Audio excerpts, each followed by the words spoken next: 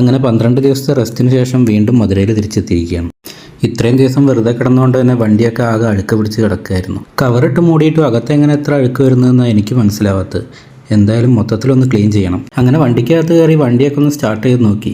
ഭാഗ്യം സ്റ്റാർട്ടാവുന്നുണ്ട്, കുഴപ്പമൊന്നുമില്ല. കുറച്ച് ദിവസം വെറുതെ കിടന്നുകൊണ്ട് തന്നെ വണ്ടിയുടെ ഗ്ലാസ് എല്ലാം താത്തി വെച്ച് വണ്ടി ഒരു 10 മിനിറ്റ് സ്റ്റാർട്ട് ചെയ്തിട്ടു. ആദ്യം വണ്ടിയുടെ മാറ്റൊക്കെ എടുത്ത് നന്നായിട്ടൊന്ന് ക്ലീൻ ചെയ്തിട്ടു. പിന്നീട് പുറമെയുള്ള പൊടിയൊക്കെ ഒന്ന് തട്ടി കാർ ഷാമ്പു ഇട്ട് നന്നായിട്ടൊന്ന് കഴുകി വൃത്തിയാക്കി.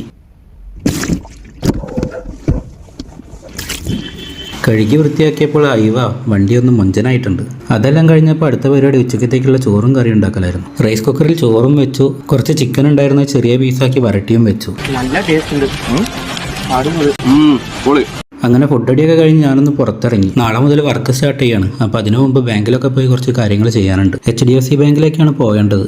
അതിന് ഇവിടുന്ന് ഒരു 3 കിലോമീറ്ററോളം ദൂരം പോകണം. ഈ കാണുന്നതാണ് ഞങ്ങൾ താമസിക്കുന്ന സ്ട്രീറ്റ്. മധുരയിലെ മഹാത്മാഗാന്ധി നഗറിനടുത്താണ് ഈ സ്ട്രീറ്റ് വരുന്നത്. ഇവിടുത്തെ റോഡിൽ വണ്ടി ഓടിക്കണമെങ്കിൽ ഒരു കാല് ബ്രേക്കിലും ഒരു കൈ എപ്പോഴും ഹോണിലും നിർബന്ധമായിട്ടും വേണം. എപ്പോഴാണ് എവിടുന്ന് ഓരോരുത്തന്മാർ കയറി വരുന്നത് എന്നുള്ള ഒരു ഉറപ്പും പറയാൻ പറ്റില്ല. ഈ കാണുന്നതാണ് എനിക്ക് പോകേണ്ട ബാങ്ക്. പക്ഷേ ഇവിടെ വണ്ടി നിർത്തുക എന്ന് പറയുന്നതാണ് ഒരു ടാസ്ക്. കിട്ടിയ ഒരു ഗ്യാപ്പിൽ എങ്ങനെയൊക്കെ വണ്ടി നിർത്തിയിട്ടു. അങ്ങനെ പോയ കാര്യങ്ങളൊക്കെ ഭംഗിയായി നടന്നു നേരെ വീട്ടിലേക്ക് തന്നെ തിരിച്ചു. ഇവിടെ നമ്മുടെ നാട്ടിലെ പോലെ റോഡ് നിയമങ്ങളൊന്നും അത്ര സ്ട്രിക്റ്റ് അല്ല. വരുന്ന വഴിക്ക് കടയിൽ കയറി 2 സാധനങ്ങൾ വാങ്ങാനുണ്ടായിരുന്നു. ഇതാണ് ഞങ്ങൾ സ്ഥിരമായിട്ട് സാധനങ്ങൾ വാങ്ങുന്ന കട. അങ്ങനെ വാങ്ങാനുള്ള സാധനങ്ങളൊക്കെ വാങ്ങി ഞാൻ നേരെ വീട്ടിലേക്ക് തന്നെ തിരിച്ചു. വീടിന് മുന്നിലും വണ്ടി പാർക്ക് ചെയ്യുന്ന ഒരു ടാസ്ക് തന്നെയാണ്. ഇവിടെ ഒട്ടുമിക്ക വീടുകളിലും കാർ പാർക്കിംഗ് ഉണ്ടാവില്ല. ഇതുപോലെ റോഡിൽ പാർക്ക് ചെയ്യണം. അങ്ങനെ വണ്ടിയെല്ലാം ആർക്കും ബുദ്ധിമുട്ടില്ലാത്ത രീതിയിൽ മാക്സിമം ഒതുക്കി നിർത്തിയിട്ടുണ്ട്. നാളെ മുതൽ ജോലി സ്റ്റാർട്ട് ചെയ്യാണ്. തമിഴ്നാട്ടിലെ ഒരുപാട് സ്ഥലങ്ങളിൽ പോകാനുണ്ട്. അപ്പോൾ ജോലി എന്താണെന്ന് അറിയാനും പോകുന്ന സ്ഥലങ്ങളൊക്കെ കാണാനും താല്പര്യമുള്ളവർ സബ്സ്ക്രൈബ് ചെയ്ത് കൂടെ കൂടിക്കോളും.